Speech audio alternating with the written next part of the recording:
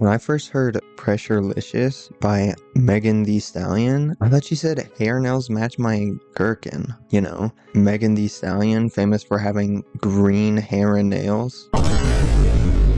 What's up, gamers? Welcome to Articulate, the podcast where I'm anything but. Sometimes I think that's confusing as a thing to say because, like, saying you're anything but is kind of, I'm pretty sure that's like a phrase, right? But I don't know, every time I say it, it just seems slightly confusing. Welcome to this episode featuring Jeremy the fish. I got him at Goodwill. Literally the first time I've ever been to Goodwill. I found this fish that I've named Jeremy and this like old pig, like porcelain doll thing. I don't know what it's made out of, but it's like chipped on the side, so it's not plastic or anything. Usually I don't name stuff, but I was like writing them into this little thing that I was making, and for some reason those are just the two names that jumped out at me just randomly were Jeremy and Margaret. So I guess that's like their names. And the pig might be haunted. Maybe that's why I was like, hey, this is named Margaret, just like without even thinking. So that's cool. That's in the corner of my room, kind of near where I sleep. I guess not really.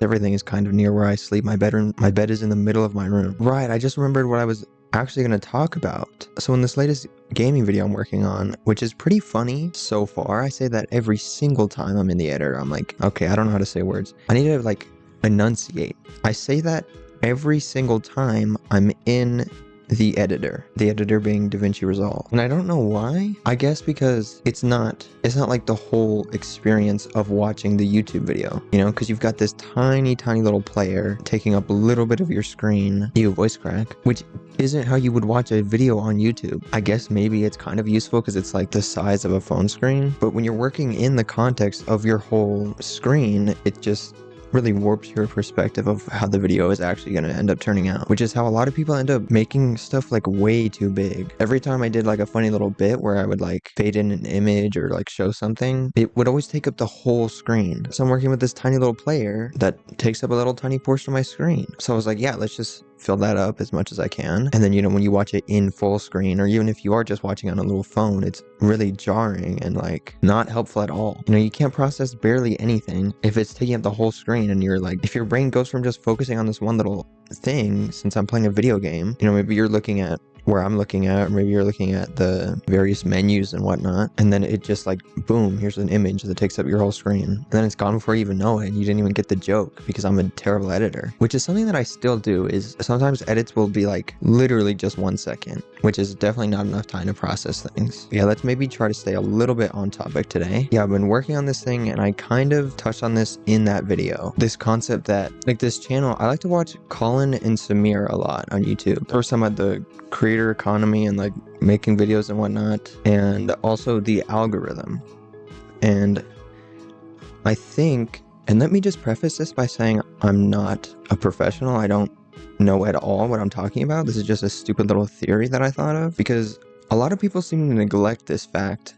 And so I don't know, maybe I am a genius, maybe I'm kind of just stupid and I'm like trying to be smart and like contribute something to a conversation, like a stupid little idiot toddler or something. Like, what the heck? Anyway, I've come up with this concept that you can have a quality over quantity mindset with your views, not just like, hey, I'm gonna make this really good video instead of posting like 70,000 videos that are kind of bad. And I guess this kind of ties into that because this is sort of what I'm doing, is I'm like working really hard on videos. Maybe not, I kind of feel bad at, because I'm not consistent. I don't know how to hold habits. I'm like an unhealthy person and whatnot. So sometimes I work hard on my videos.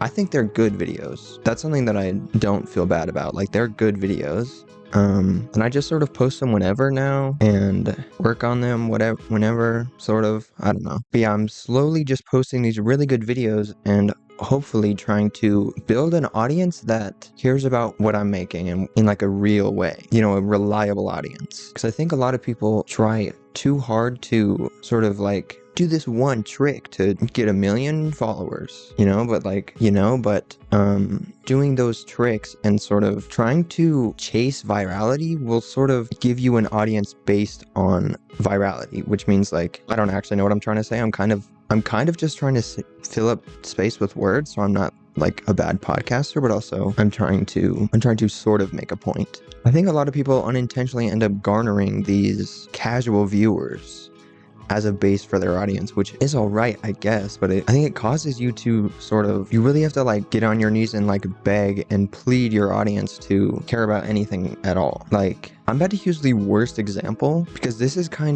like from the dark ages, bro. This was like years and years ago, but Markiplier, the way like his audience cares so much about him, and they're such a reliable audience. Like, if he's like, hey, I'm gonna start an OnlyFans for charity, they crash the website. He's not like, please watch my videos. His thumbnails aren't like insane crazy, like using all the like hacks to get people to click on it. He doesn't have like the craziest titles or craziest images with like red and like yellow, so your brain's like, oh no, I'm gonna die, and so your eyeballs just dart straight to it and you have to click. You know, he's just sort of making whatever he wants to make, and that's also a thing I hear people complain about. You know, there are a lot of people who are very like jaded about the internet. Their idea of what the internet is and how it works is this very specific thing that is kind of specific to their audience, the way they've done things. Like, I've heard people complain about how it's so hard to break out of the niche that you're in and try to explore different things because just no one cares and no one watches. And I think that's true to an extent, but also if at the very beginning you don't even have a niche necessarily and you just sort of do whatever you want, then you won't end up building an audience of casual viewers because you'll be weird as hell. You know, like, I'm weird as hell. My videos are weird as hell. And so the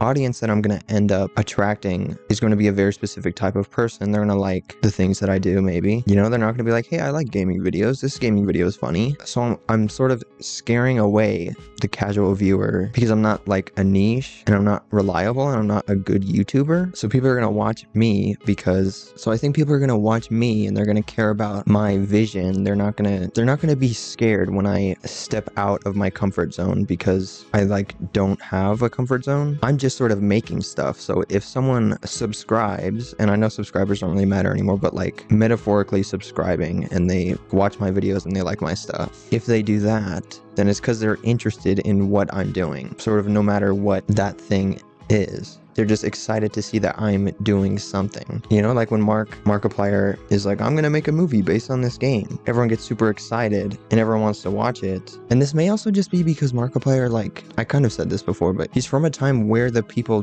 did sort of matter a lot, you know? Like, subscribers mattered. You subscribed like to a person, whereas now your algorithm's like, you like this content, you like this specific type of thing, and so it serves you that type of thing. I don't really like consuming the internet that way, you know? I really like to follow people, and whenever they do new stuff, I'm like, hey, that's cool, I want to go look at that new stuff. And so that's kind of the audience I'm trying to obtain here. More people like that, like how I tend to use the internet. So that would be cool. Yo, I gotta stop recording these on Friday. This definitely should have been out already. As I've said, I'm not good with habits. I'm like a terrible person. That's part of what this podcast is. Although it is Friday at 5:44 p.m. So I think that tells you just how great I am at doing this. Consistency certainly is key, but also if you're able to create things that are so good and so like impactful and whatnot, maybe not impactful. I don't know about the story's pretty cool, but I don't know if the things I'm gonna make like are impactful necessarily, but